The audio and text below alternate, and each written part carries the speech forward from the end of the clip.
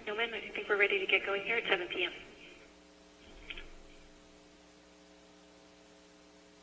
Okay, well, welcome everybody to the joint meeting of the Cotati City Council and the successor agency from the former Cotati Community Redevelopment Agency on Tuesday, April 14th, 2020. This is our first attempt at a virtual city council meeting. The only thing that would be really different is we'll be taking roll call votes on all of the motions just to ensure that everybody's ayes or nays are heard. And with that, can we please have a roll call? Councilmember Delasso? Here. Councilmember Landman? Here. Councilmember Harvey? Here. Vice Mayor Moore? Here. Mayor Skillman? Here, thank you. And if everybody could please join me in the Pledge of Allegiance. I pledge allegiance to the flag of the United States of America and to the republic for which it stands, one nation, under God, indivisible, with liberty and justice for all. Thank you. Now we'll move on to agenda item number 4, approval of minutes and notice of waiving of reading of all resolutions and ordinances introduced and or adopted under this agenda. We've got a regular meeting March 10th at 7 p.m. if we want to take a motion on that. Move to approve. Susan? Second from John Delasso. Okay, we have a motion and a second. All those in favor, please say aye. We'll do it by roll call. Councilmember Go ahead. Delasso? Here. Aye, sorry. Councilmember Landman? Aye. Councilmember Harvey? Yes. Vice Mayor Moore?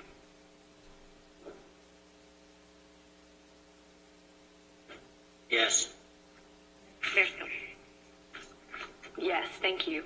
Okay. And then we will also do a motion for the special meeting on March 18th. Move to approve. Councilmember Harvey? Second, Councilmember Delasso. Okay, we have a motion and a second. All those in favor, please say aye. We'll take it by roll call again. Councilmember Delasso? Yes. Councilmember Landman? Aye. Councilmember Harvey? Yes. Vice Mayor Moore? Aye. Mayor Skillman? Aye. Okay. So we've got those approved. Now we'll move on to announcements. Meeting orientation for new attendees and viewers.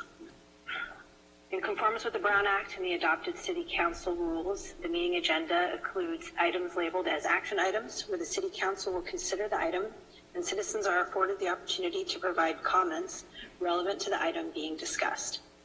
The meeting agenda also includes a citizens' business item, which is a designated place on the agenda where citizens have the right to say whatever they wish. The City Council may or may not choose to respond to comments, as the government code allows. However, if the City Council declines to respond, it should not be perceived as giving credence to or agreeing with any statement that the City Council or its members believe are incorrect, misinformed, or purposely biased. The City of Cotati has special open office hours on, we may need to change some of these. Just occurs to me.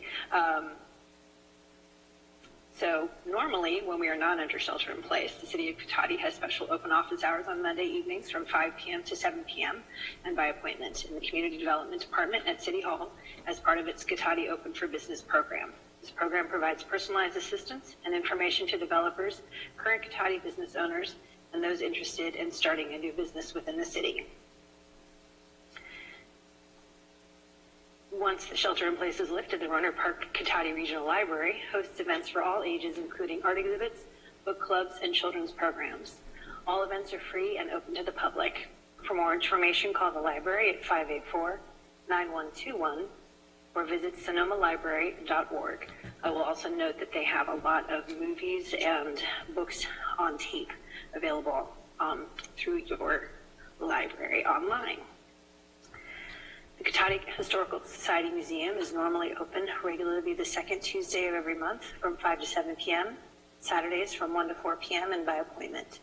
For more information, call 794-0305. Citizens interested in receiving City of Cotati community alerts via text or email are encouraged to sign up at nixle.com or by texting your zip code 94931 to 888-777. Measure G supports police services, a variety of recreation programs for all ages, and the maintenance of our streets, parks, and public buildings. See details on the web at cotaticity.org. Now, this evening, we have a proclamation of the City Council of the City of Cotati recognizing April 11th through the 17th as the Week of the Young Child. I believe. Of course, given our current situation, this proclamation will be delivered to the organization directly, and also to note that the city has been flying the flag in honor of the Week of the Young Child.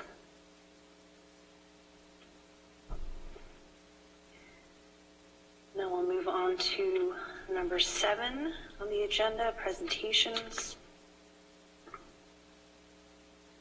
We have an update on the COVID-19 crisis, and so we're going to receive an update on local actions.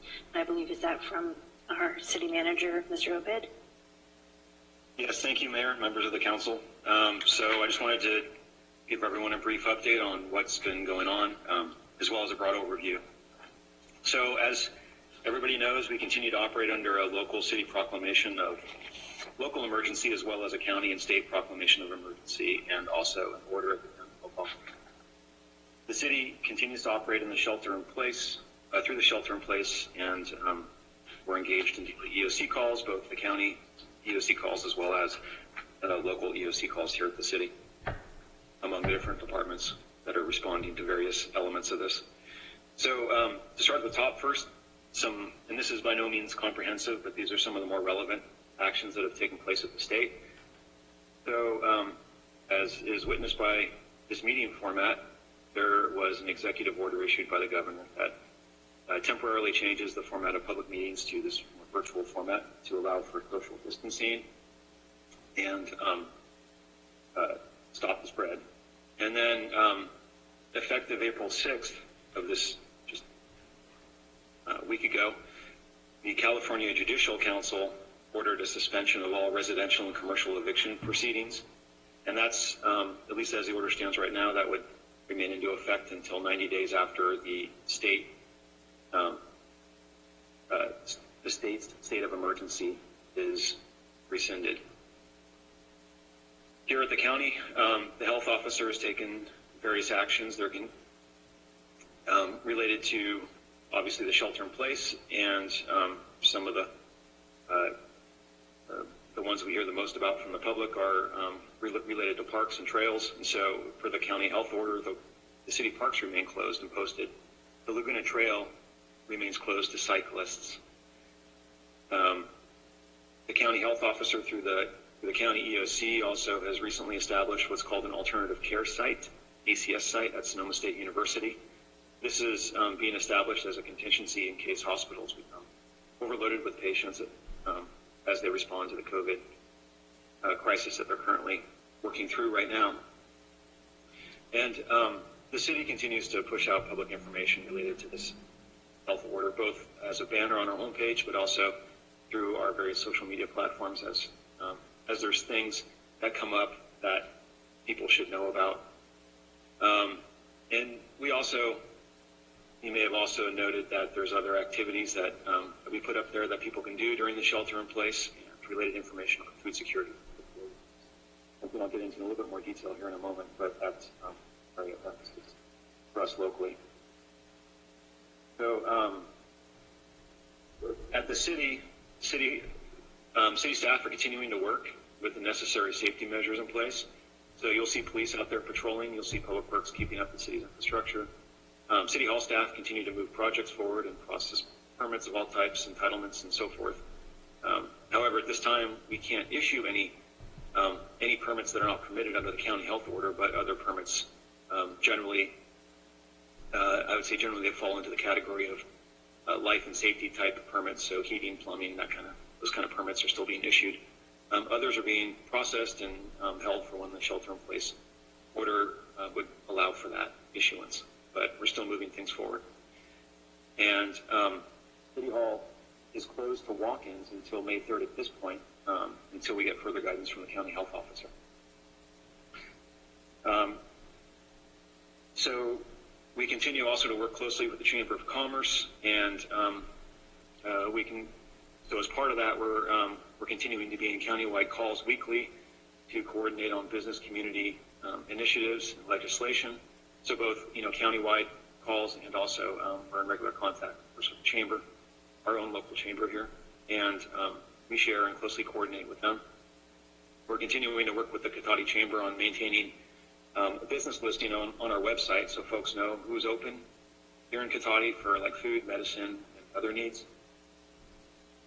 On the, and as we move through this response to the COVID crisis and things gradually start relaxing over time, the business recovery is going to be an important element, obviously, as we try to get back to normal.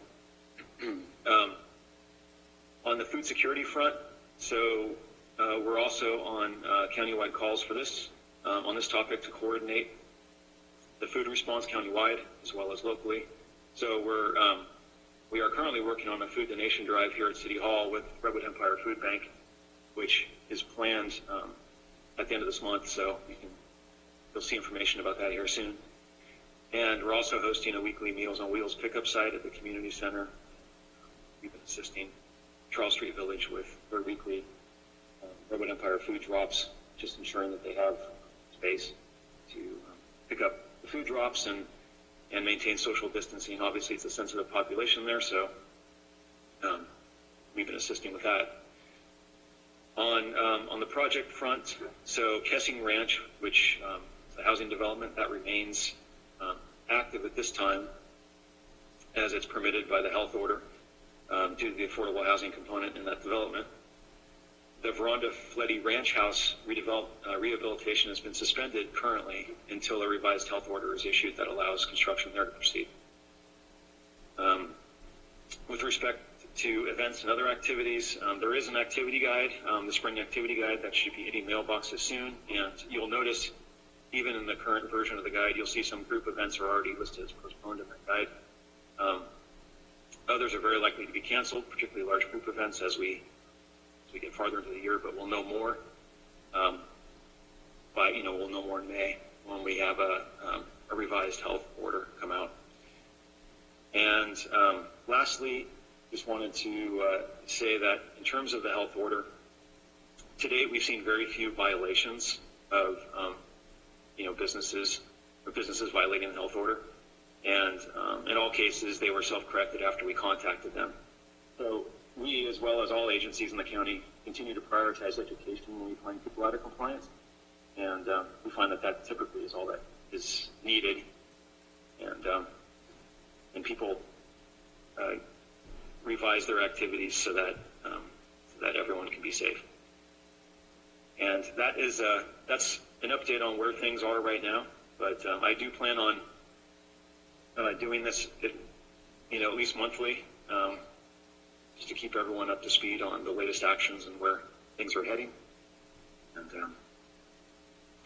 with that, that's Mayor, back to you. That's it for this presentation.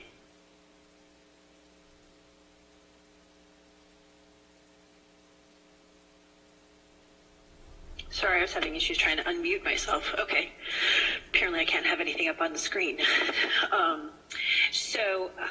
Okay. If there are no questions, are there any questions for the city manager on his reports? From anybody in the city council? All right, not seeing any, so we will move on to item 8. Thank you for the presentation, Mr. Abid. Are there any changes to the final agenda? Thank you, Mayor. No proposed change. Okay. We'll move on to item 9, citizens' business and public comment for consent calendar items. Any member of the public wishing to speak to the council on any items listed on the consent calendar or any matters not listed on the agenda that are within the subject matter jurisdiction of the council may do so at this time. Pursuant to the Brown Act, the council is not allowed to consider issues or take action on any items not listed on the agenda during this period. Pursuant to City Council Policy 2017-02, comments of any member of the public are normally restricted to a total of 3 minutes in length per person for matters not on the agenda, and a total of 3 minutes per person in length for any and all items on the consent calendar.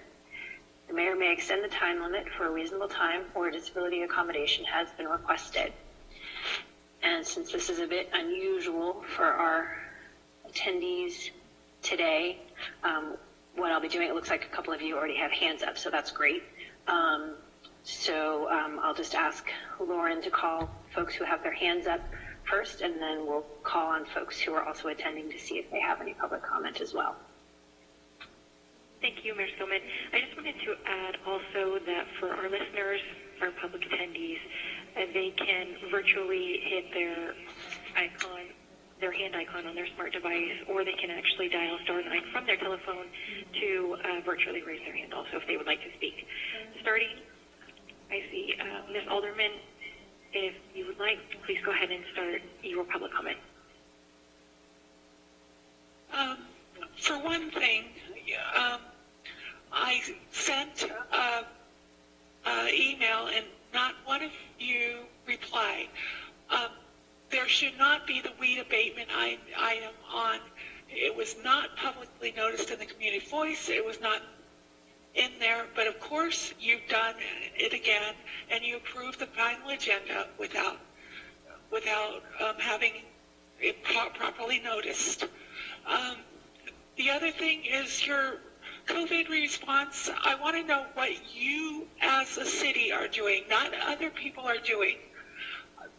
I've been listening to the Rohnert Park City Council meeting for the last hour and 40, almost 2 hours, and they've spent the last hour and 45 minutes telling how they're dealing with the emergency.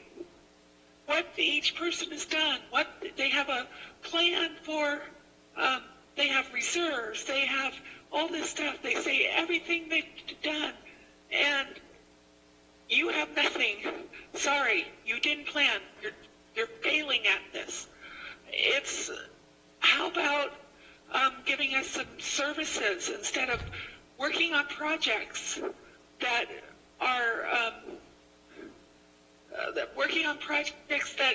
we don't know if they're going to continue. You're making sure you guys can have money to keep your jobs, but you're not doing anything for the citizens. That's it. Thank you. And Ms. Alderman, did you want to comment separately on the consent calendar, or were you done with both?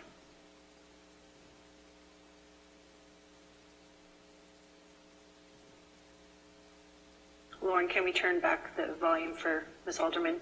Were you wanting to comment separately on the consent calendar, or were you done with both? Go ahead, Ms. Alderman. I am done by both. Okay, thank you very much.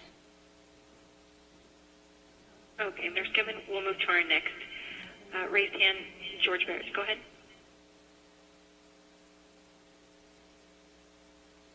Thank you, Council. Can you hear me okay? Yes, go ahead. Yeah, thank you. This is former Councilman George Barrett, and I would like to address the Council and bring you back to the March 18th City Council meeting. I have some concerns about that. I want to bring to your attention. I spoke that night on a few items at City Hall, and I want to bring your attention to the fact that Mayor Skillman interrupted me a few times by mumbling on the microphone under her breath while I was speaking. And this isn't the first time this has happened, so I'm trying to be helpful to bring this to your attention. I was trying to draw an analogy to some other things in town, but the mayor refused to simply interrupt and ask me to clarify, but rather just mumbled into the microphone with the microphone on. I think it's totally unprofessional. That's not a way to clarify anything. I would surely yield to the mayor if she needed something clarified or wanted to interrupt. And then when she found out that it was unnecessary to do so, she could always add some time to my presentation. But, you know, that's not how you interrupt or object in a court of law. I don't know any law school that teaches people to do this. It's unprofessional. It gives the city a bad impression on the public to hear any city council member, let alone the mayor, to be mumbling while a citizen and a taxpayer is intelligently addressing the city council and using their 3 minutes to speak. And I would ask you to please stop this and do it right. And analogies are important. I know sometimes the council has a hard time following along when a citizen is making an analogy for your benefit, but be patient. And then I do have a couple questions about consent items. Thank you.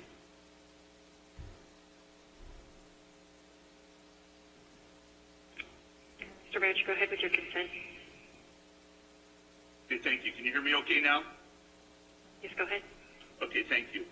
On item D of the consent items, I see that there's this local early action planning grant program, this LEAP. And what I'm concerned about is that citizens for years have been asking the city council to do some early action planning and do some emergency preparedness planning. And all we've gotten is silence. Now, I don't know whether you need a grant, a state grant, or a federal grant in order to do some early action planning, but I think it's very telling that we've had many, many opportunities and many citizens who've asked to meet with you, to have a Saturday workshop, to get ahead of the ball a little bit when it comes to action planning and emergency planning. And I'd like some clarification on why now are we addressing this issue, and if it's a matter that we have some kind of funding in the pipeline for this. There's also on the consent calendar this idea of hiring more consultants. And I want some clarification on this because Cotati has spent millions of dollars over the last 50 some odd years on consultants. Yet now we're looking at hiring more consultants on top of these consultants. Okay, thank you very much. I'm finished. Mayor Skillman, that is it for people with their hands raised. Okay. Could we please check in with the two other folks and see if they wanted to comment on citizens' business, rather? Of course. I see Chris. Chris, if you'd like to, you can make a public comment.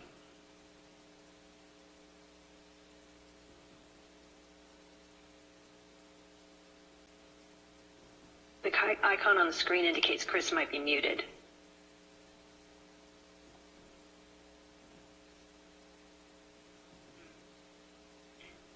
We'll move down to Marcel Delagnes.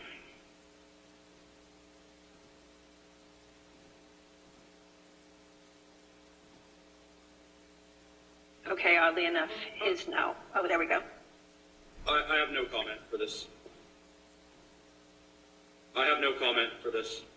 Thank you. And I see Chris is now available. Chris, if you have any public comment.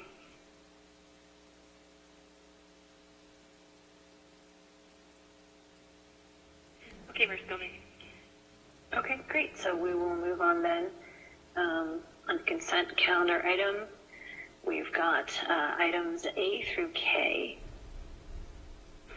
I'll move to approve items A through K. This is Councilmember Dell'Osso. I'll second those. This is Councilmember Harvey. Okay, I have a motion. This is Councilmember Moore, and I'd like to pull item I.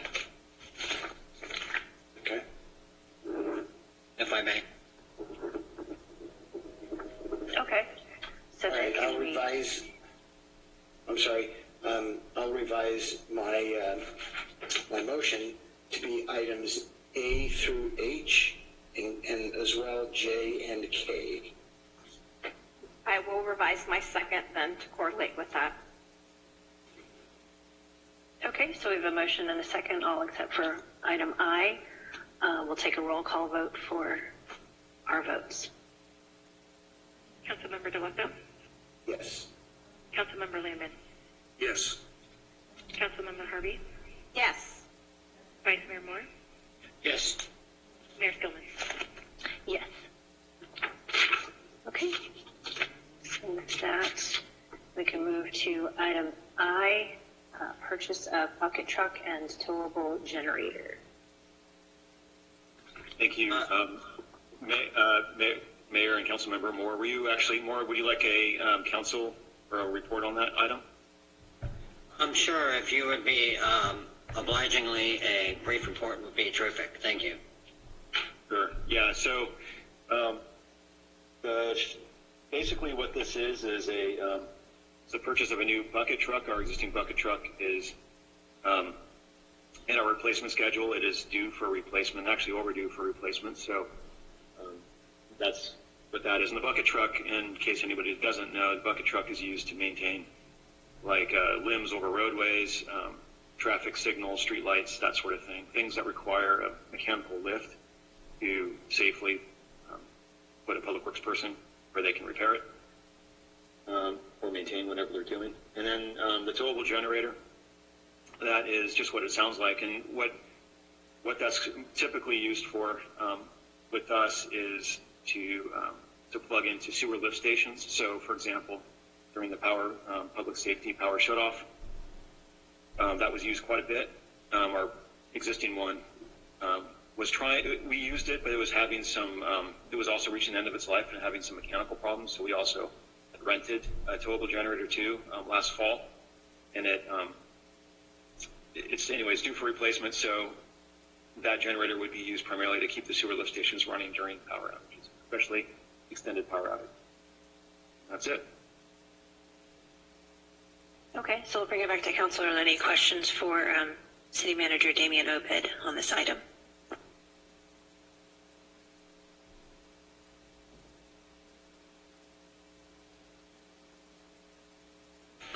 I'm sorry, I was muted. I do have a couple questions, if I may, Madam Mayor. Go ahead. My primary question on this was the lack of vendors available for this type of equipment. In looking at the report, I would think that would be something, the bucket truck specifically, would be something that we would be able to find in a greater geographic region in shopping for that, and potentially at a better price. So I will, I think Craig Scott is on the line as well, and I'll let him jump in after me here. But basically, I know Public Works had gotten several different prices for different bucket trucks that either that didn't work for a variety of reasons, and so it's fairly specialized equipment. I think this is the one that they found that is the best price for what they are looking for, the size they're looking for. But I can let Craig elaborate on that. Yeah, Mayor, members of the council, Craig Scott, Public Works Director, City Engineer. The city has been, staff has been looking into purchasing a bucket truck for probably a year now. And one of the early things that we looked at was purchasing one of the surplus bucket trucks from the county, because we have the fleet maintenance agreement, so we were aware that they had some. However, those trucks were like much larger than what our need was, and so we after exploring that for quite some time, we then went out and the quote that we got was from a company out in Dixon, and it meets the requirements of what we're looking for.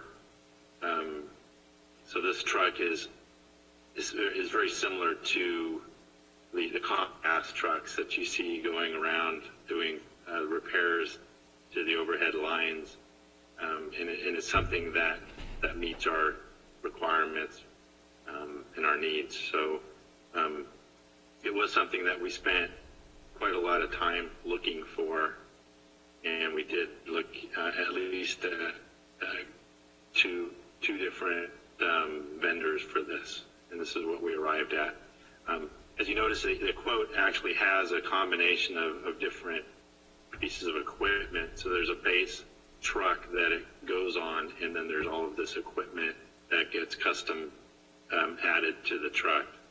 But it's quite the effort to get it spec'd out. I hope that helps.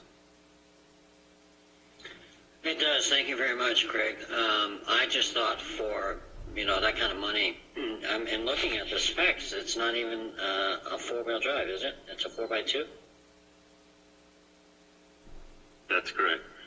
Yeah. Okay, thank you very much. That's all I have on that one. Okay, were there any other questions from council members on this item? Madam Mayor, may I ask a question? Of course, go ahead. So how old is the truck that we have?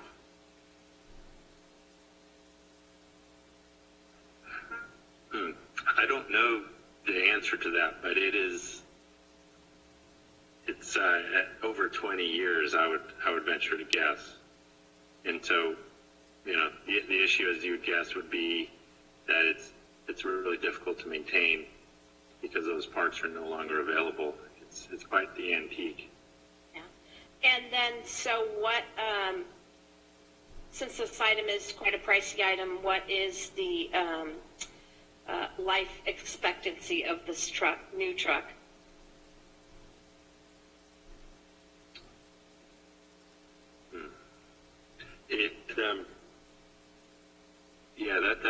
That's something I'm not really well versed to answer. I would think it would be in excess of 20 years because it's not being driven all over the place. It's just it probably never leaves the city limits. And if it's really well maintained, I would think it would be 15, 20 years. So we would expect it to be similar to the one that we already had. So it's actually a long-term purchase. So while it seems like an expensive item, if you extrapolate that over 20 years, it's not really as bad as it would seem. Correct. Yes, it has quite a long lifespan. That is helpful. Thank you, Mayor. Thank you, Mr. Scott. Okay, thank you. Are there any more questions from the council members? Okay, seeing none, I will open it up to public comment. Is there anybody on the attendees who are interested in commenting on this item? I see no raised hands. Would you like me to roll through the attendees? No, it's okay. I don't see any raised hands either, so I think we are okay. All right. So I will bring it back to council. Madam Mayor, this is Councilmember Lamon.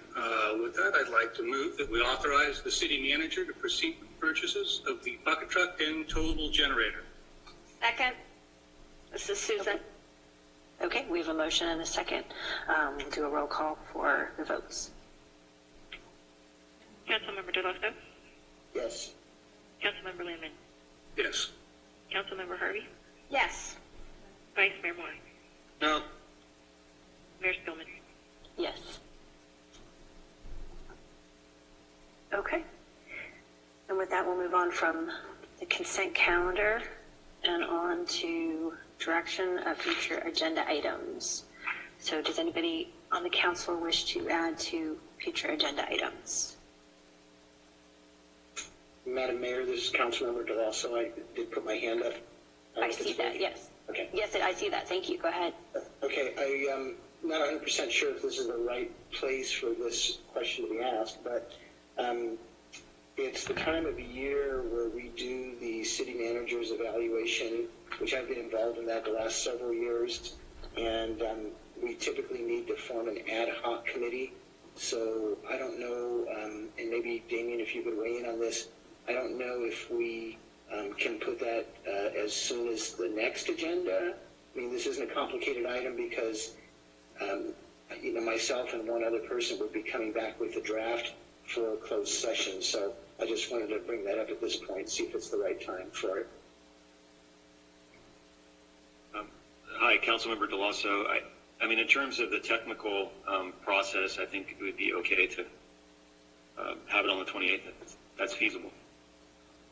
To start the discussion, I should say. Correct. Okay. Thank you.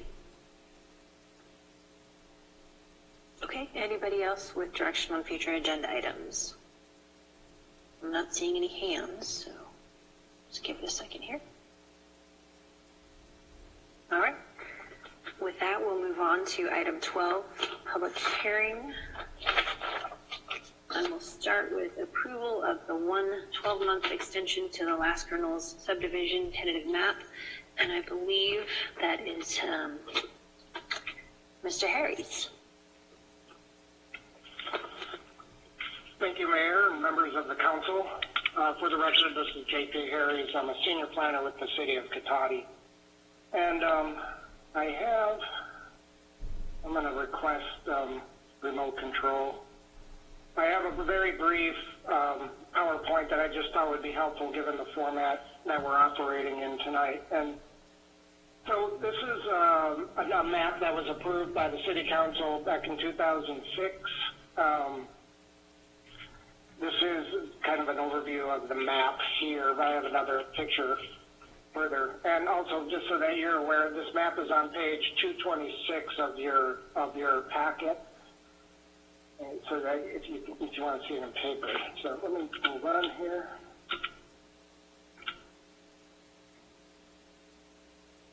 Okay, Lauren, I don't think I have control, so perhaps you could just go to the next screen for me. Thank you.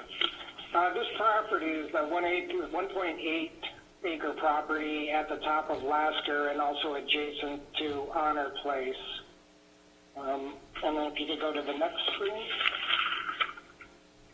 And this is a picture of the tentative map. The way that it goes through here, you can see the 6 different residential subdivisions as well as the extension of Lasker Lane feeding into that. The lower 5 parcels would take access from Lasker Lane, and the topmost parcel would take access from Honor Place. There's 6 parcels in this 1.8 acre property. And then if you move on again. Okay. So this map has been around for a long time. It's one of the longest maps that's been around. It began in 2006. It had a 2-year expiration date, or it had a 2-year life. And then before its expiration, the City Council had granted an additional 2 years to it. And then we had the economic downturn, and the state legislature approved a series of statutes, one after another, which extended the life of particular maps. And this particular map qualified for 4 of those extensions, which ultimately brought it to 2000. It gave an expiration date of 2018. Prior to that expiration, the City Council approved a 1-year extension and then also approved another 1-year extension. That was one we did actually last year, about a year ago this time. And then if you can go to the next slide.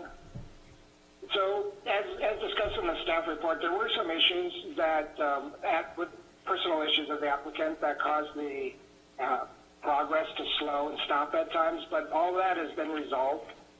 And the design review application is complete, and we're intending to bring public hearings in May and June. It will first go to Planning Commission for a recommendation, and then it will come to City Council since you are the deciding authority on the previous design review. And I do want to let you know that the final map processing has been initiated. And actually, I want to touch on this just for a moment because a year ago when we discussed this, there was some confusion, I think, on my part in answering a question of Ms. Harvey's, which was what would happen with the final map. And I want to be clear that the final map is simply the recording document that describes the lot lines, the meets and bounds, that has particular statements on it, and as well as shows the easements. But throughout that process, every person from the city engineer to me, the planner, and the director, and the surveyor have to ensure that the map, the final map, conforms to the approved and conditioned tentative map. So there's nothing that's going to change from that approval in 2006 as far as the map goes. And then with respect to the design review portion, just so that you're aware and any people in the public are aware, that there are no significant changes from 2006. We've asked the applicant to try to keep everything the same because there was a lot of time spent working out the project back then. And all the home designs, the landscape screening, the pad and the building heights are all completely unchanged. The only changes we've made is we've slightly increased the diameter of the cul-de-sac, and that was for a fire truck. And we wanted to make sure that their stormwater and water quality control mechanisms were improved to current standards. And we wanted to make sure that the map that was approved would still be in substantial conformance if there were changes to any water quality or stormwater control. And we were able to show that it wasn't. And then we also wanted to make sure that we coordinated the landscaping with the stormwater facilities, and those are really minor adjustments that don't really have any change with respect to screening or privacy screening that was done. And so, next slide, please. So that's really my presentation, and I'll be available for questions. And we're recommending that you move to adopt a resolution approving a one-year time extension to the Lasker Knolls tentative map, resulting in a new expiration date of April 14th, 2021. And that resolution is on packet page 222. And I also, just before I close, I want to let you know that the applicant as well as his engineer are on our attendees tonight. So if you do have questions for them, they're available to answer those. And that's all I have. Thank you. Okay, thank you for the presentation. And I'll bring it back to council first to see if there are any questions for staff on this item. Susan Harvey, Councilmember Harvey. Unmute. I have a question on things like building code. So, for instance, I know the building code now requires sprinkler systems. Does that, is that applicable to these, or do they get grandfathered back into something that was there in 2006? No, they are applicable. The homes, when they're constructed, will have to conform to all current building and fire code standards. Sometimes an applicant will file a what's called a vesting tentative map, and they can be vested for certain city standards, protection that if there's a change that they can move forward with their vesting map. This is not a vesting map, so they're subject to any change in any standard, both city and state. So they would have to follow any new rule. Thank you. That's helpful. That's a little subtle difference between the regular one and the vested one. Yeah. Okay, are there any other questions from council? I'm not seeing any hands up. Okay, so I will open this up for public comment. Is there anybody among the attendees who would like to comment on this item? I do. We have Ms. Alderman. Ms. Alderman, if you'd like to go ahead. One thing, I'm not totally against this project. One thing I saw was that it started in 2006, and then you've done extensions and extensions, and one part of the packet said that you're only allowed 6 extensions, and this would be the 7th. So I'd like to see that addressed. Thank you. That's it.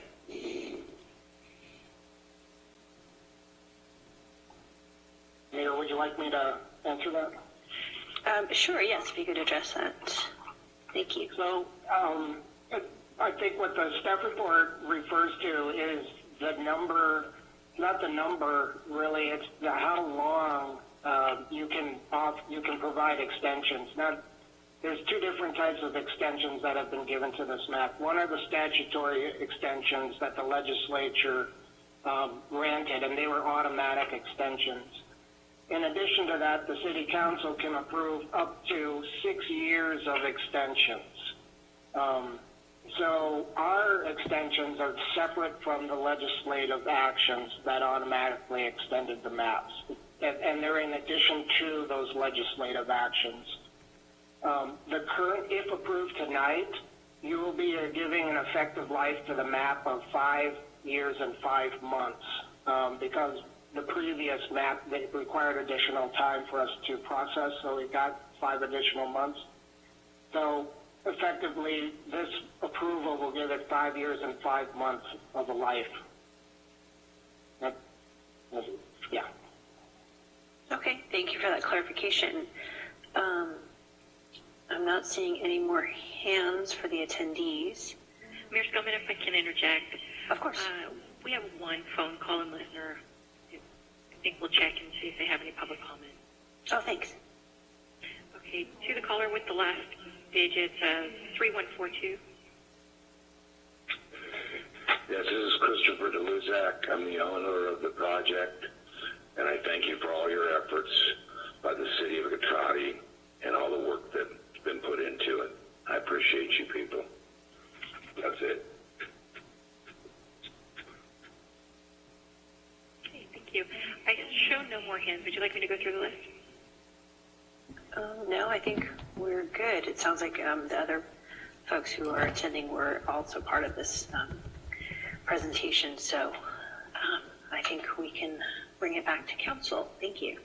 So with that, I would move to adopt a resolution granting 1 12-month time extension to the Lasker Knolls subdivision tentative map, including all previously adopted conditions of approval, resulting in a new expiration date of April 14th, 2021. And I'll second that. This is Landman.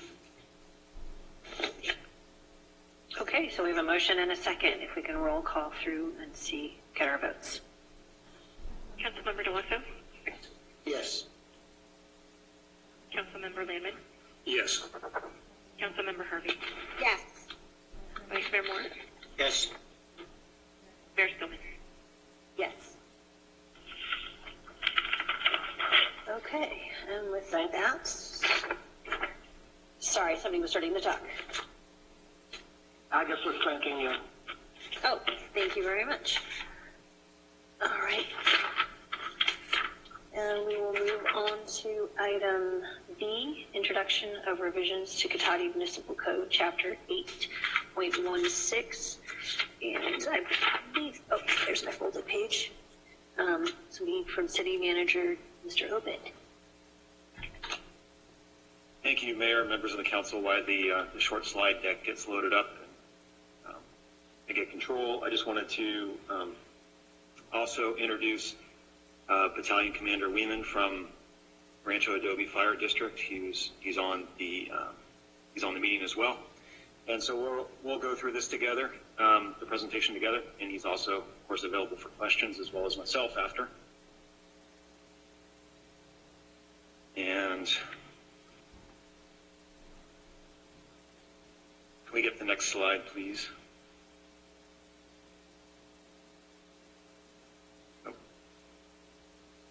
There we go. Okay, so just a little background first, I think will be helpful for this discussion. So there's there's several models for city fire services, and certainly in Sonoma County, and I think generally in the state.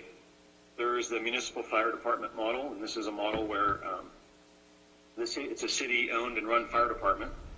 The fire department serves all fire prevention, inspection, and service needs for the city. And in terms of funding, it's funded by a property tax allocation to the city directly through for fire services. The cities in Sonoma County that are like this, they have this model of fire service, are Santa Rosa, Petaluma, and Rohnert Park. Alternatively, there's a model that is contract fire services, and this is when there's no city fire department because the city opted to not form their own department for whatever reason, but they have the statutory authority to do so. Instead, they opt to contract with a fire agency. Typically, this is an adjacent fire agency or district. Because the city could form their own fire department as a municipal fire department, but they don't, they receive the property tax allocation directly for the service. As is the contract model, they pass through the tax allocation to a contract fire department or district. And so cities in Sonoma County that are under this model of fire service are the city of Sonoma and Sebastopol.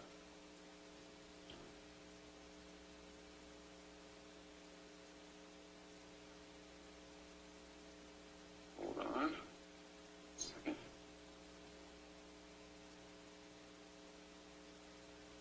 There we go. All right, so yet another model is a fire district model. And so this is where there is a fire district and in Sonoma County, so I'm relating this to Sonoma County, the fire district has jurisdiction in the city. In other words, district boundaries overlay the city. And there is no city fire department. The city could not form a fire department unless it separates from the district in a very defined process. So the city is served by the district for all fire services and fire prevention needs.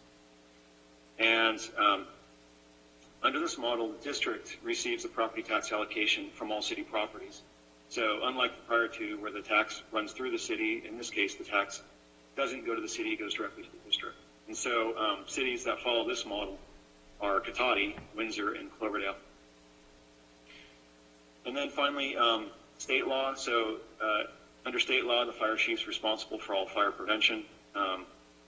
And state law accounts for these different models because just here in Sonoma County, you can see that there's at least 3 different models, and there may be some others elsewhere in the state. But because there are these different models to provide fire service, state law allows for each of these types of models. So in other words, cities can pass and enforce fire regulations. And this is typically done in the municipal or contract fire department context. And districts are also able to pass and enforce fire regulations, primarily in the fire district model. So a little just brief history in Cotati here. So we had there was a predecessor volunteer fire department in Cotati. It was actually originally a volunteer department, and then in 1937, the Cotati Fire District formed, and that district was roughly the city of Cotati, but not exactly. It did have other fire service areas outside of the city limits once the city formed in 1963. So there originally was a district that served this sort of unincorporated area, and then along came Rohnert Park, and so part of the district got pulled back when Rohnert Park formed, and they created their own fire department. And then when the city of Cotati was incorporated, then the district overlaid the city as well as some adjacent unincorporated areas. So sort of in parallel with this, in its history, Pen Grove Fire District was formed in 1935. And these two districts basically existed next to each other for quite a while until 1994, when through LAFCO, the two districts merged into what is now known as Rancho Adobe Fire District. And so historically, the city had previously assisted the Cotati Fire District, and then the successor to that, the Rancho Adobe Fire District, with administering the weed abatement program. I think as everyone knows, due to layoffs and the recession, the city could no longer assist with this fire program. And so the city stopped assisting on that program. We do continue to clear weeds from fire hydrants to maintain accessibility. And of course, we closely coordinate on fire building code updates, fire marshal activities, and land development reviews. Sorry about that. Hold on one second.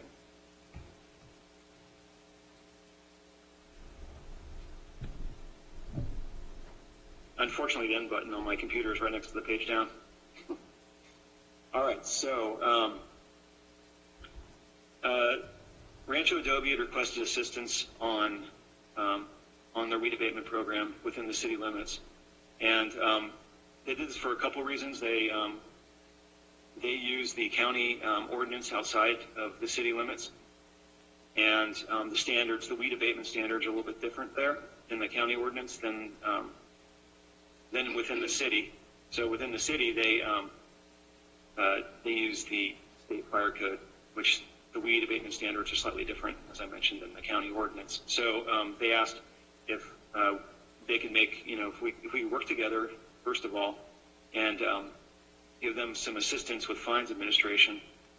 And with our recent code compliance ordinance, it opened up some new opportunities for this discussion. And so the ordinance that's before you right now does a couple things, a couple primary things, right? One would be that it would align the weed standards with what is in the county, and it would also allow the fire district staff to work under that framework. Because Rancho Adobe district does not have a district-wide ordinance for weed abatement, and so this is the model that is proposed. And as I mentioned, the standards would match the county ordinance. The primary tool that would be used would be administrative citations to correct non-compliance. There's also in the ordinance, you'll notice that some other standards, some other options are in there as well. It's really just providing flexibility, but the primary tool would be administrative citations. Could be a notice and order, there could be a nuisance abatement. Those are other mechanisms that could be used to accomplish the same goal, but administrative citations is essentially like an administrative ticket book. It's straightforward way to do this. And it also allows for summary abatements if an immediate public safety issue exists. So in terms of process, Rancho Adobe personnel would still continue like they do now to do inspections, contact owners. They typically, as I understand the process, write 2 letters to try to gain compliance from the property owners. And then Rancho Adobe would be authorized to issue administrative citations for weed abatement. So this is administrative fines in the cases where they can't get compliance through their normal process. And they would, the first violation is $100, second violation is $200, third or more violations is $500 each. Each day could be a separate violation. So it gets pretty stiff pretty quick, and would be, I think, very motivating for people to make sure that they keep their weeds down. And then the citations themselves are processed by a third-party company who does the processing and administers the appeal process. And then I will say the ordinance that's before you tonight for introduction, there is one clarification that I would propose, and this is in section 8.16.070, paragraph B. At the end of that paragraph, just adding the text, as you see on the screen, that's italicized and underlined, just to clarify that under Chapter 1.28, is the administrative citations of this code just make it explicit that this is another tool, and actually, in fact, it's probably going to be the primary tool that's used that'll be used by the Rancho Adobe Fire District to gain compliance on weed abatement. And that's a quick run-through of the ordinance, but I wanted to hand it off to Battalion Chief Wyman real quick to add any additional thoughts to this. Thank you, Damien. This is Mike Wyman. I'm a Battalion Chief with Rancho Adobe Fire. Just a little more background. So prior to a couple years ago, our fire district and most of the others enforced vegetation management via the state fire code. And that works well in the wide open spaces where it was kind of geared towards it. It is less well written for, the urban and urban boundary areas that we have in our area. So following the firestorms in 2017, the county got much more serious with this and adopted a comprehensive vegetation management code that they tested out in a couple of areas, and then last year pushed it out to most of the county. And that has worked well for us. So the desire here is to bring the two parts of our fire district into the same alignment as far as the rules that we're enforcing. It's kind of awkward to have areas inside and outside the city that have a completely different set of regulations. So by adopting basically the language of the county ordinance, the city of Cotati would then have a code that is aligned with pretty much the entire rest of the county. And this is a little more strict than the state fire code, but it also addresses the smaller properties and roadways and that kind of thing that are important to us, in addition to having the tools of the state fire code. In addition to that, as Damien mentioned, we are looking to the city to help us with enforcement of the program. We typically don't get into enforcement on very many properties at all. We found that we were able to persuade people with letters and occasionally with fines, but we would like to be able to use the resources of the city to help us with problems that come up in that regard as well. That's all that I have. Thank you, Mike. So, so in this case, we have, there isn't, the district doesn't have a district-wide ordinance. So, so as Mike said, we would just be aligning with the sort of the fire standards they use outside. And then they would be using our administrative mechanism to do fines if it were to come to that. That's kind of it in a nutshell. So I would be happy to answer anybody's questions. That's the end of the presentation. Okay, thank you, Mr. Obed, and also thank you very much to the battalion chief for attending this evening to help us with any questions or clarifications. First, I'll bring it to council. Are there any questions for staff? I see Councilmember Landman has his hand up. Thank you, Madam Mayor. I thank you for the presentation. I think it seems very logical, very efficient to have one ordinance. An alignment certainly makes sense. I think the only question I have and I think it's pretty clear from the staff report, but I just want to double check, would have to do with costs that might be incurred from this sort of thing, because obviously the only challenge we have in working together is we are two separate entities. There are separate funding streams for both the city and the fire district. City services need to come from the city fire stream, and fire services obviously need to come from the fire stream. And if we weren't to do that, obviously the public might be less than happy with if they found that fire money was being spent in the city or city money was being spent in the fire district. So with that, what I wanted to ask was, number one, it appears to me from this, it looks like costs incurred by the city, which would be largely staff time, I would imagine, look to be minimal through this process, with the citation process. And I want to confirm that. Secondly, I want to confirm it sounds like if we do spend some time there, it is largely made whole through the fine collection process. So I wanted to confirm that. And lastly, I just wanted to confirm, it looks like, I notice on page 229 of the packet that if there is something that becomes much more problematic, if need be, the fire district can also perform weed abatement and assess those costs and penalties onto the tax roll. That would be the process, then that would be something that the fire district would likely do with any help we can give.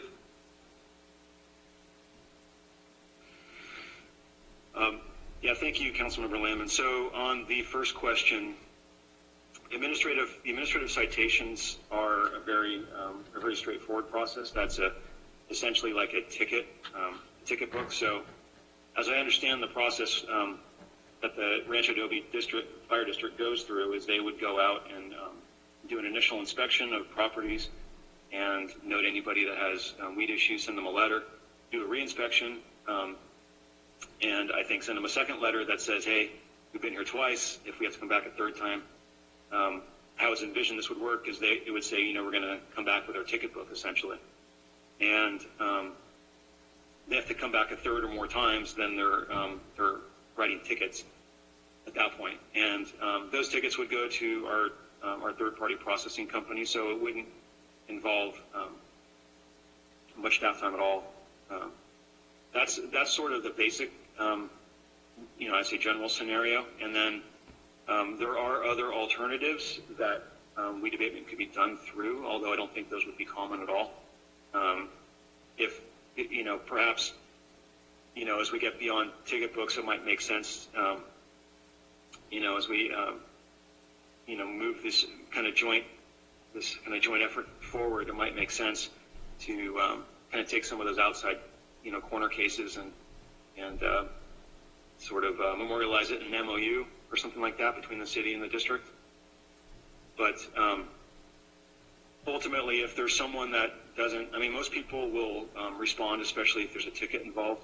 If they don't, for whatever reason, then the fire chief still does have the authority to do a summary abatement, and basically that means that you get on the property and abate the weeds if it's that kind of issue where it's a real life health and safety type issue. Good. No, I think that answers most of what I wanted to hear. I would agree. My experience, tickets are very motivational to all of us in the public. And I do like this. I think the benefits are clear. It makes it easier for the fire district. It doesn't appear to be an impact upon the city, and it gives us, more importantly, the benefit of continued and perhaps even makes it easier to do weed abatement in the community. So I think that's good. I just wanted to make sure that we had clarity on the funding for this. And it sounds like we do. I think I would like to see, I agree with your suggestion. I think for those corner cases, I'd like to see an MOU come forward in the future at some point for that, just so I think all of us working on this today are in agreement, is my understanding. But in the future, a lot of us might not be here, both at the fire district and the city. So I think it would be good to have an understanding that we agree with, so that's clear for everybody that comes after us to make sure this keeps working well. So thank you for answering that, and very good. Okay, and I see Vice Mayor Moore has a hand up as well. Go ahead, Vice Mayor. Thank you, Mayor Skillman. I did have a couple of quick questions. On the notification of the notices, what's the time period between the first, second, and third? And then my other question is, if you go back to the initial purpose under Chapter 8.16 on packet page 230, down the last paragraph, 8.16.010, in that sentence, it reads, in a manner that they constitute a health, fire, and safety menace to the citizens of the city and may constitute a nuisance, I would think that we would put shall be abated versus should, so that it has a little bit more teeth. And now those are my questions and comments. Thank you, John. So I'll let Mike answer the noticing question, but let me get clarification on the ordinance question you had. Okay. I'm sorry, what page was this on? This is on packet page 230. Mm-hmm. Very last paragraph. Down at the very bottom, the third word from the bottom, which reads, should be abated. And I would suggest that we put shall be, because sometimes when you have vague language like that, I think it's a little better if it's stronger and more clear in its intent. Understood. Okay. John, it's John Bacher. Just want to make sure that doesn't create any problems that you're aware of from a legal standpoint. Yeah, this is John Barker, the city attorney. I don't see an issue with changing should to shall on the bottom of page 2. Okay, great, thank you. Mike, if you want to address the question about the time frame between first and second and third notices on that. Sure. So the county ordinances, which is what we're following, although that language does not carry over specifically, gives a 30-day period after the first notice is given before a second notice or a second reinspection is done. So typically it's a little more time than that. And then we've been allowing a 2-week period following that, although that is not necessarily required to be 2 weeks in length. It depends on the severity of the situation, depends on the severity of the fire season.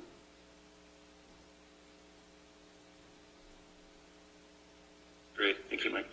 Thank you, Mike. That makes me feel a little bit better, because I would imagine if they tried to stretch it out, then you've gone through a whole season, and this gives the ability to say, no, the situation can be pretty severe. So thank you very much.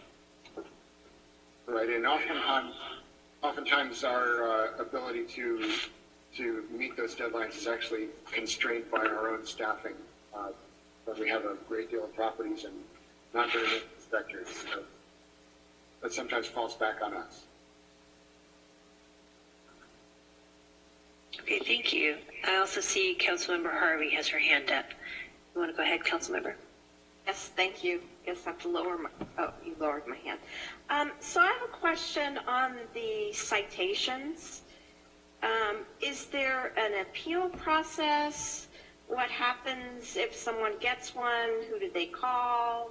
And how is that handled? I was just concerned that there might be staff time expended on those type of actions. So if you could help me with that, that'd be great. Yeah, hi, Susan. So the citations, administrative citations, they are, there is an appeal process, and so this is all printed on the face of the ticket. It tells people what the time frames are for appeal and what the process is for appeal. And then, assuming they want to appeal that, they can contact the processing company within the time frame that's allowed for. And the actual appeal process itself, it could be handled, it typically could be handled by the processing company. They have hearing officers that hear those appeals.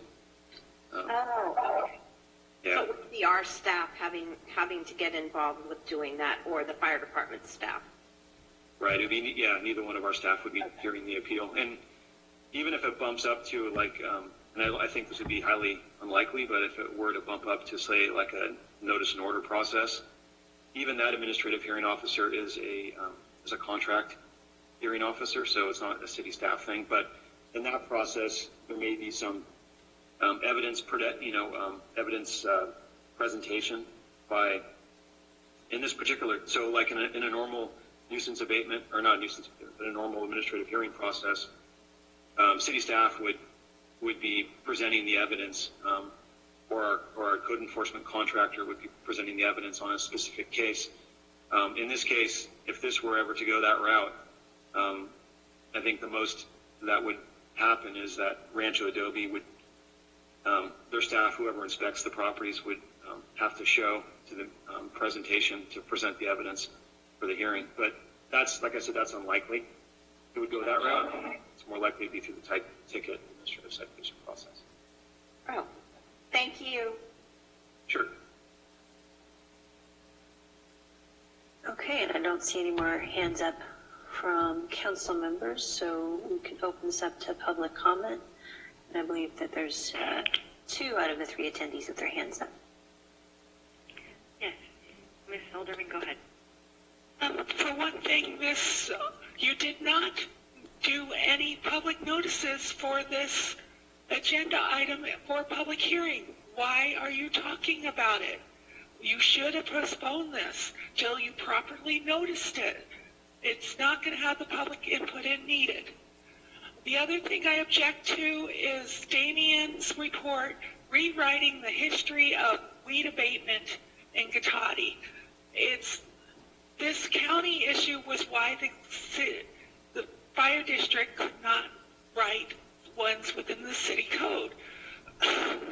And so this is not coming together. This is so that the fire district can take over. And from what I understand from talking to fire district officials, money will be coming into Rancho Adobe Fire District separately through more direct channels to deal with weed abatement. You need to own up to your whole decade of not dealing with weed abatement.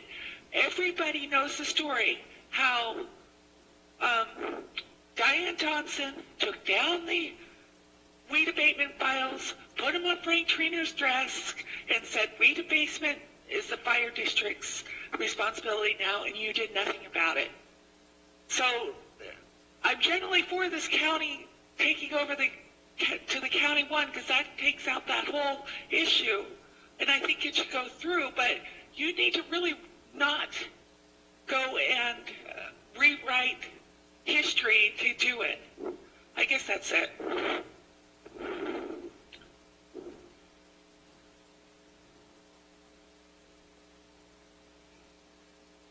Okay, Mr. Barrich, go ahead. Thank you, former Councilman Barrett here. I disagree with Mr. Landman. This is not all okay.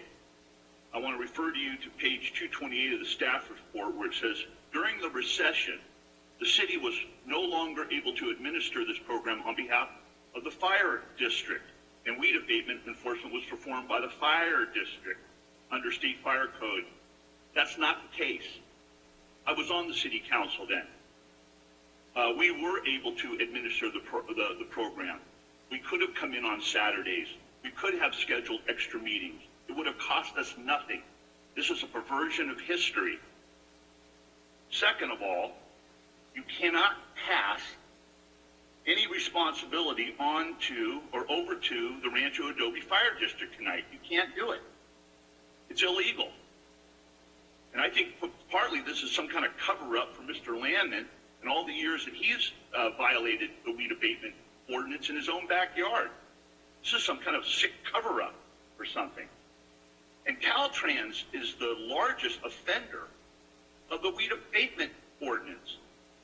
And Mr. Wiseman has tried to do as much as he can to get Caltrans to clean up their property, and but the city of Cotati has done nothing. They're the biggest offender, and how are they going to be pushed into doing anything now? And Mr. Wiseman does not speak for the fire district. I spoke to a couple fire board members today. Mr. Wiseman does not. I appreciate him being here tonight, but I don't understand it at all. You should be discounting everything that Mr. Wiseman says tonight. The Rancho Adobe Fire District does not have an urban weed abatement program for Cotati. They don't have an urban program. I've been attending both meetings of the fire district and the city of Cotati about this issue for well over 5 years. And the board of directors keep telling me, George, there's nothing we can do. We have no responsibility for what happens in Cotati, and we are not going to abide by Diane Thompson throwing these files on our desk. We tried to get it right. The current situation has endangered our homes year after year, year after year. Nothing is going to get done again this year, I don't believe. You're going to kick this can down the road again this year. This is also not just a fire issue. It's an urban blight issue. Okay, it's a town pride issue, all these high weeds. It's a tourism issue that you don't want to address. Even though Pat Gilardi once said, well, we love our weeds. Okay, another political blunder. There is no appeal process unless it's on the ordinance. Mr. Bacher should be able to tell you that. Despite what's being put on a citation, unless you put it into law, there is no appeal process. What's wrong with you people? The Rancho Adobe Fire District is not going to get any support now from you folks. You haven't given them any support. George, your time is over. Okay, lastly, there is no joint agreement here, okay? You need to stop this. I object to it on the record. Thank you, Mayor. Okay, and I think that's it for public comment. I don't see any other hands up. So we'll bring it back to council. Madam Mayor, this is Councilmember Wayman. Go ahead. Thank you. Yeah, it was mentioned in comment that, if I copied this down right, that we can't pass this responsibility to Rancho Adobe Fire, but to the best of my knowledge, that was actually done through the Fire Protection District Law of 1987, also known as the Murchison Fire District Law, which you'll find in Health and Safety Code, I think it's 13800. Secondarily, if you take a look at statutory authority, RFD does have that through State Fire Code, where it says very clearly they shall be enforced by the chief. So that's kind of ancient history. And I think all of us here presenting tonight at least understand that. What I wanted to ask Chief Wyman, I believe I know the answer to this, but I think we need to hear it confirmed. You are here tonight, in fact, as an official spokesperson for Rancho Adobe Fire District. You're not out here just spending an evening saying whatever you want to say, I believe. I'd like to have that for the record, please. Mr. Landon, that is correct. I am representing the Rancho Adobe Fire District. I am the administrator of the Vegetation Management Program, and I am working directly with the fire chief to create this model and to work with the city with getting it passed. Thank you, Chief. And I know you've been working on this for several years, so thank you for your efforts, and thank you for working with us to hopefully make it work even better for you. So I appreciate that, and my apologies that we had to put you in a position where you actually had to answer a question like that. Thank you. Okay, are there any other questions or clarifications? Yes, Councilmember Harvey. I would like the city manager to address the comment that was made about the noticing, because it's my understanding that the noticing is correct, please. Sure, City Manager Obed. Yeah, hi. The noticing was proper. There was no noticing problems. Okay, and then I see Councilmember Delasso has his hand up as well. Thank you, Madam Mayor. I have no questions for staff or for the battalion chief, but again, thank you for your presentation. I just want to say that there has been some level of confusion, and certainly for the public in the future, this may not look necessarily any different. This is really more of an administrative process, and I think by going in the direction that staff is recommending, and I'd be willing to make a motion if we're done with comments, but if what staff is recommending, if we move in that direction this evening, I think it'll be a much better place and a much better process. Thank you. Thank you. Yeah, no, I don't see any other hands up for comments or clarifications, so I'll bring it back now that we've closed public comment for, yes, Councilmember Lehman. Yeah, I would be supportive, and I would be happy to second a motion if Councilmember Delasso wanted to make it. I wonder if we could just add the stipulation, that intention of both parties to circle back and do a memorandum of understanding related to any outlier cases, as City Manager discussed earlier. I'd certainly be willing to add that, yeah. Thank you. Okay, so are we ready for a motion? I see no other hands, so I'd be willing to make a motion. And I'll second that. I have to make it first. I know that there's a revision and another change in wording, so let's see if I captured it all. I move to introduce an ordinance revising the city's weed abatement ordinance, and also a revision in Chapter 8.16 of the Cotati Municipal Code. And in the purpose statement, the word should be changed to shall, which is currently on packet page 230.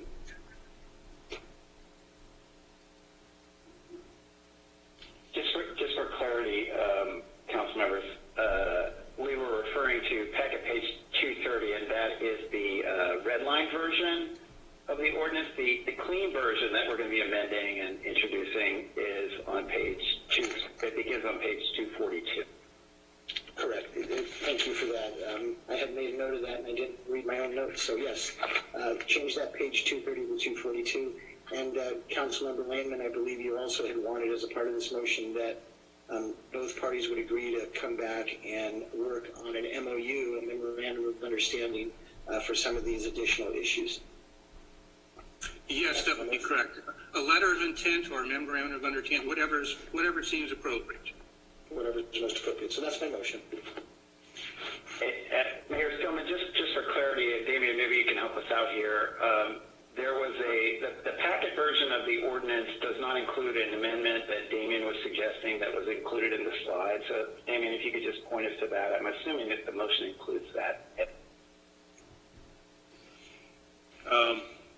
Yes, so the motion, I think Councilmember DeLosso mentioned this, but this would be on packet page 246, section 8.16.070, paragraph B, just ending that paragraph with additional language that says, or an administrative citation in accordance with chapter 1.28, administrative citations of this case. That's it.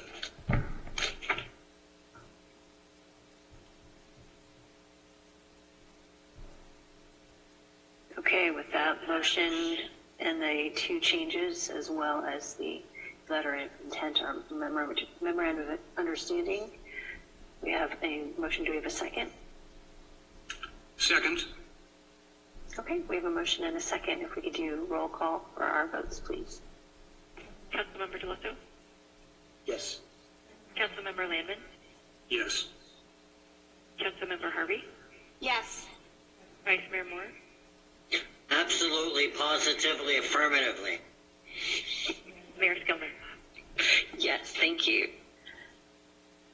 Okay, and with that, we can move on to item 13, City Manager's Report. Back to you, Mr. Obid.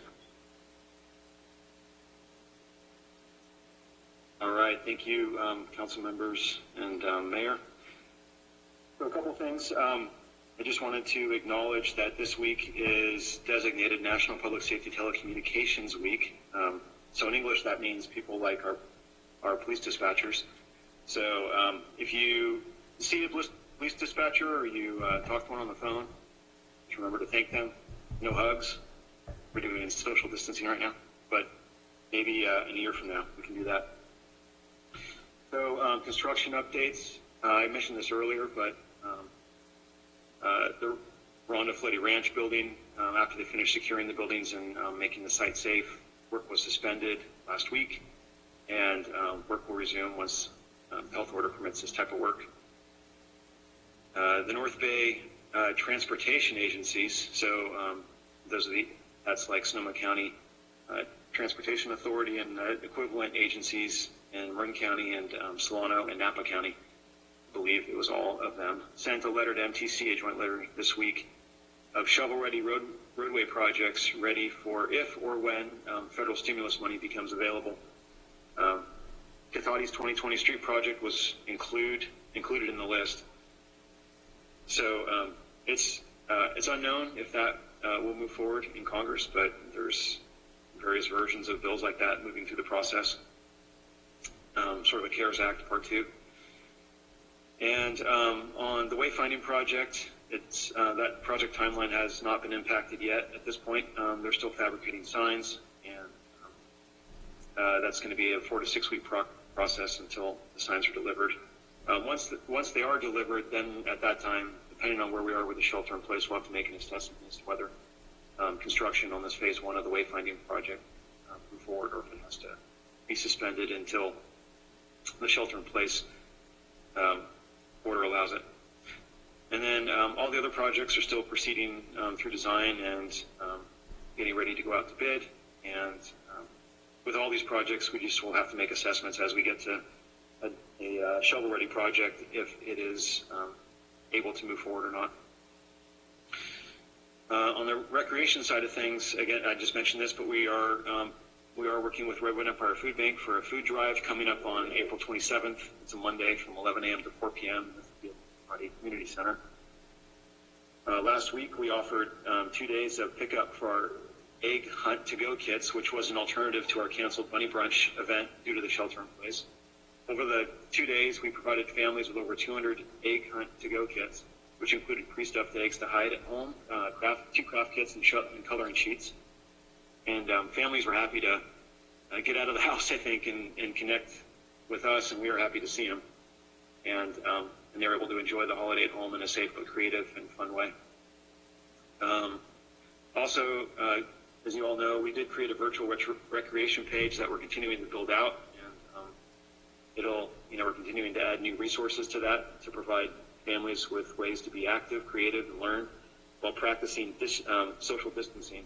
So there's virtual tours of museums, online youth and adult exercise classes, craft instructions and ideas, and more. And just remember to check back often because it's being updated frequently. And this week, we plan to launch our Keep Cotati Connected social media contest. This was originally created by Rancho Cotati High School hospitality and recreation students. And, we were in that program. We assist them and give them sort of real-world opportunities to do projects, and this was one of the projects. So it would enable us to follow along as we challenge the community to various in-home safe activities for a chance to win prizes that are donated by local businesses. And, I was joking with Ashley the other day that maybe one of them is the best of the quarantine haircuts. And we'll see. There's going to be several challenges like that throughout the weeks of the contest. So look for more on that hopefully by the end of the week. And as we just navigate through this shelter-in-place orders, just generally be on the lookout for more and adapted recreation programming. For this or anything, you always can contact Ashley, and that has not changed. So 665-4222 or awilson@cotati.org, as well as the city website, the recreation page, city's Facebook or Instagram page. And with that, that's the end of my report. Thank you, Mayor. Thank you. And see if there's any questions from council. I see Councilmember Harvey has her hand up, so go ahead, Councilmember Harvey. Yes, everybody is having difficulty during these times, and it's difficult for parents with kids at home, and they're trying to do work as well as taking care of kids and schooling and all that. So I have to say that the egg hunt kits were very well received by my grandsons, who their mother was able to actually attend a meeting for an hour. She gave them each of their bags and had them each hide the eggs for one another. So that took them a whole hour, and they loved it. And so it was a great pleasure, and it helped to be able to allow my daughter to attend the meeting. So thank you for that. Well, that's great to hear. Great. Thank you. Great, and got Vice Mayor Moore with his hand up. Go ahead, Vice Mayor. Thank you, Mayor Skillman. I just wanted to commend the city on what they're doing in the recreation department and the outreach that's going on with the community right now in light of the shelter in place. I think you guys have done a fantastic job, and I think the social media information and availability of resources has been tremendous. So keep up the good work. Thank you. Yeah, thank you. Okay, and I don't see any more council member hands up, so I'll open it up to public comment. I do see one attendee with her hand up, so Lauren, please help. Ms. Alderman, go ahead. This actually goes back to the we debated ordinance, but sort of with city manager's report. Damien, it has not been public notice. I would like you to please show me the documents that it was in either on the website or whether it was on the in the community voice. There was the Lasker one public notice. There was not the weed abatement. There was nothing showing that this meeting had weed abatement. So there was no way to get any public comment on it. That's it.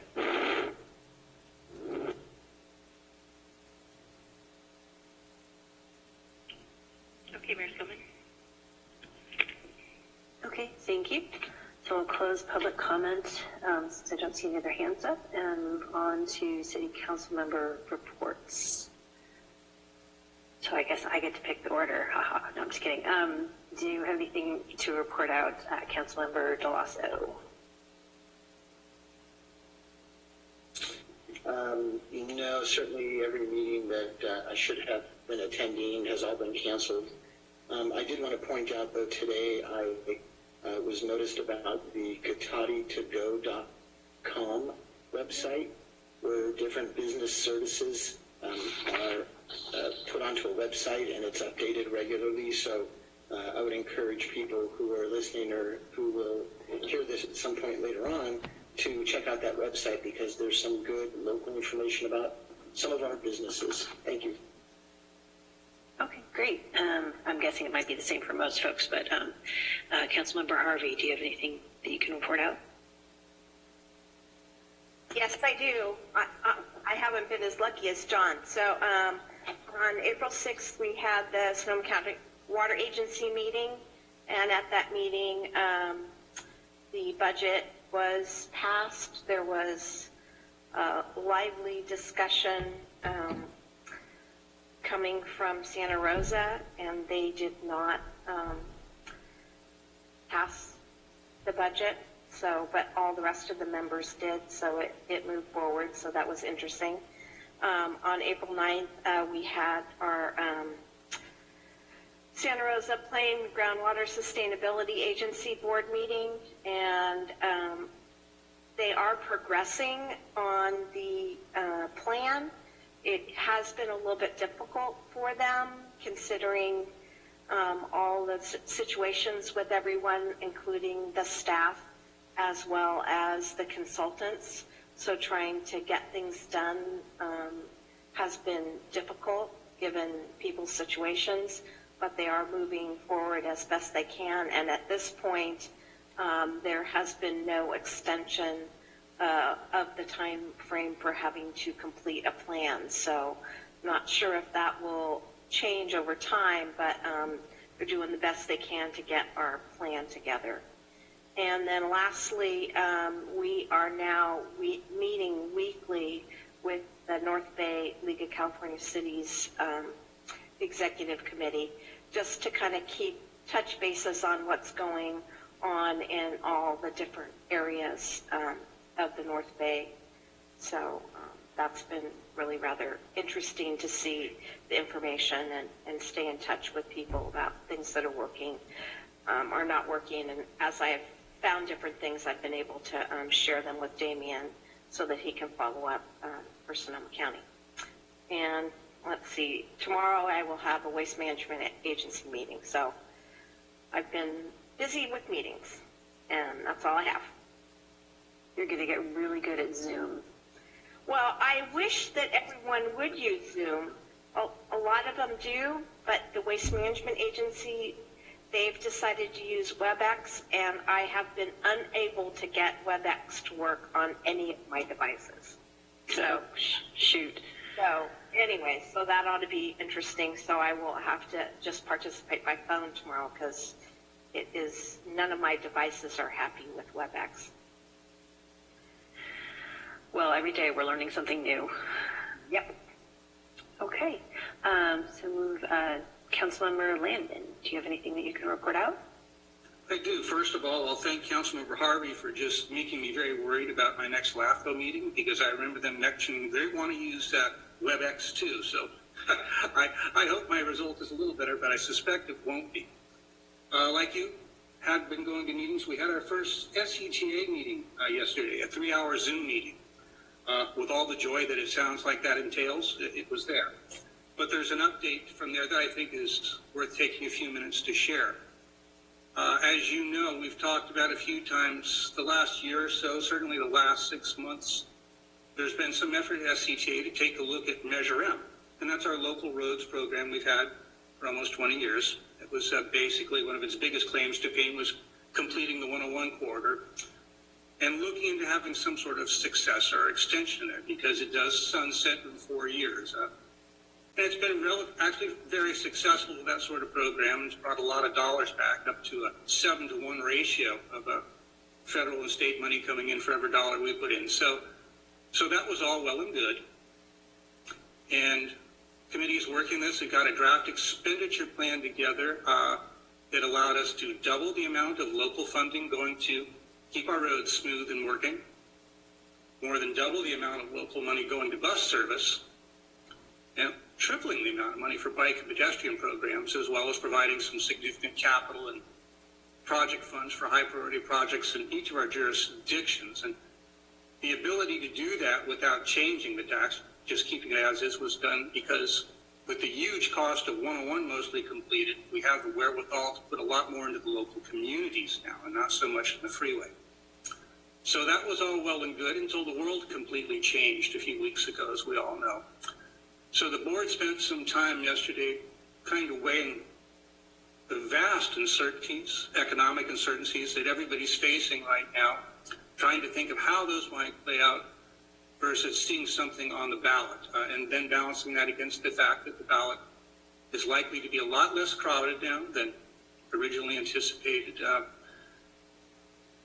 and that we find ourselves in a position that our current measure expires in 2024. And because we schedule and do roads in a multi-year process, it's not exactly like they have a full 4 years to continue. In a year or so, if we don't have money set up and knowing that we will continue to be a self-help county that's eligible for that funding, that all stops.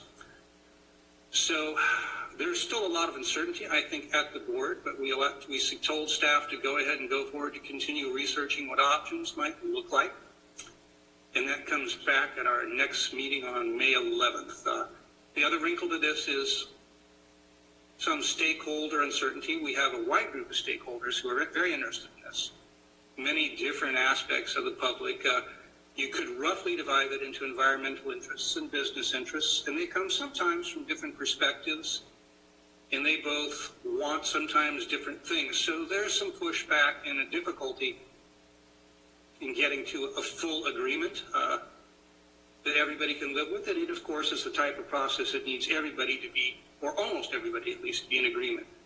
So we'll see if it's brinksmanship or true problems. But that happens May 11th. So if it does go forward, then it comes back to city councils to hear and see if they approve later after May. So we'll see where that goes. But I just wanted to get you all up to date on that. Thank you, Madam Mayor. Okay, thank you. And then last but not least, Vice Mayor Moore. Do you have anything that you can report out? Just a couple of quick things. We have a REMIF, of course, telemeeting on the 23rd. So next week we'll have that. And then there was a Chamber of Commerce meeting, and City Manager Obid and Community Development Noah Roche were presenting some of the economic development items that are coming forward and some of the programs that we're looking for down the road, as well as updates regarding different projects that are in the pipeline right now. And that was it. All I have to report out on this. Okay, great. Thank you. Whoa, that was a weird feedback. And then the only thing I had to report, I've been having weekly mayor meetings with, and all via video conference, of course, just to check in with the other mayors, make sure we're all getting the same information, and then also coordinating every once in a while with members of the Board of Supervisors so that they can keep us apprised of anything that's a county-wide concern that we all want to be aware of. And so that's what has been keeping me busy. Okay, so with that, we'll move on to item 15, public comment on non-action agenda items. And let me check. And we've got 2 hands up, so Lauren, if you could assist with that, thank you. Yes, Ms. Alderman, go ahead. My first one is a future agenda item. Rona Park had over 2 hours today about, and they were talking, they have a specific financial plan on how to go over how to go through this epidemic. And they have $2 million in from casino monies that they've saved. And we have no idea how this is going to impact the city in the future. They're even talking about giving small business loans at the city level and things like that to the businesses in Rona Park. So we need a plan. So I would like that as soon as possible, even if it has to have a special meeting, because we have no idea what the financial ramifications are of this, and you have to have a plan or we're going to just go on. You go look at Rona Park, their council meeting tonight, and get some ideas. Other thing is you need to improve the ability to do public comment on these remote meetings. Unless you knew that there was got a city email or knew to check that you had to get an invite and a password to participate to give public comment. This is not this is not a fair way of doing public comment. You've only got 2 or 3 of us on here, and it's just not enough. People, it says on the city board, city council meeting, it doesn't say how you can join and give public comment. During this time, we really need to know how to give comment in a more normal way. And I also think you should have video, because it's very important to be able to see and track what's happening in things. Look at Rona Park and look at you guys, and it is night and day. You need to follow Rona Park. That's it. Mr. Burridge, go ahead. Thank you, Council. This is George Burridge. For a future agenda item, I would like you to strongly consider a stub toe award for the 2009 City Council that we were talking about tonight, what was going on during the beginning of the recession. This town council was lazy. At the helm, Diane Thompson, who was later fired. They were lazy, talking about tax increases and tax increases. There was no city volunteers whatsoever for the weed abatement program or for anything else. No matter how much I suggested, we could get volunteers out there to help with the weed abatement program, and Diane Thompson wanted nothing to do with it, and the council fell right into line with her. They were doing nothing except looking for grant money from the federal government, from Obama, to bail them out, while Rona Park was doing very much better with their reserves. They were paralyzed. Even to the extent that when they tried to raise taxes, nobody from the Chamber of Commerce came to me to convince me that raising taxes during a recession was going to be such a wonderful thing. Nobody from SSU came to me.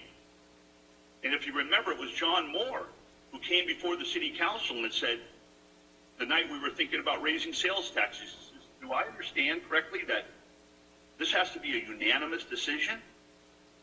And he was right. All the councils looked at each other like deer with their eyes in the headlights. It was crazy. And Mr. Wyman does not speak for the board of directors of the Rancho Adobe Fire District, for Christ's sakes. The fire chief does not create policy. He does not send subordinates to other cities to give their condolences or agreements on anything. The board of directors sets policy. The fire chief implement policy, and anybody who's worked for any fire district for more than a few months should know this. And I talked to board members today, and they had no idea this was coming up, and they didn't have the time or the energy to race to read the report. And you guys opened up a real big can of worms with this. Okay? It's just ridiculous.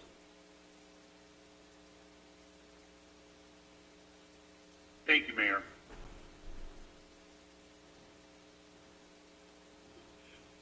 Okay. That's it. Okay, thank you. So we'll close that item.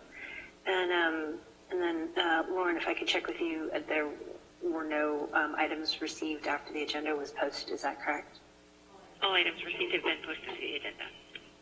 Okay, terrific. So thank you all for participating in our first ever virtual meeting. And I will call this meeting adjourned at 8:50 p.m. Everybody have a good evening and stay safe out there. Thank you, you too.